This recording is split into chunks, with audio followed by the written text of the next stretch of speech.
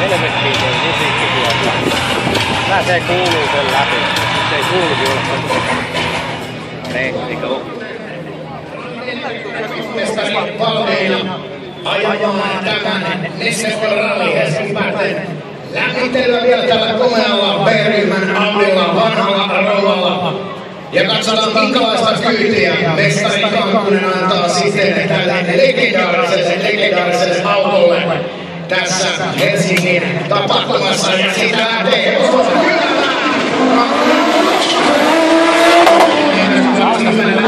sitten itse kilpailulle Chicagolle tässä autossa, kuten Audil tuolta sanoi, ei ole käsiarvoa ollenkaan, mutta komeasti tulee. Nelinkertainen rallimaailmanmestari siis taitaa siitä ensimmäisen kierroksen täyteen ja lähtee sitten tästä maittamaan toista kierrostaan. Ja toista kertaa takaisin Kankkunen tulee näiden chikanien kautta. Ja kepittää jälleen tuon toisen kierroksen käyntiin. 85 tuo kilpailu oli silloin legendaarinen safariralli. Ja nyt täällä Helsingin kaduilla siis pääsuolta lähtee Kankkunen. Ja antaa edelleen.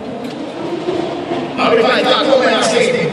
Ja kuten Sebastian Lagier tuossa sanoi haastattelussa. Onhan se ihan raskaampi ajaa kuin nämä nykypäivän kalustot, mutta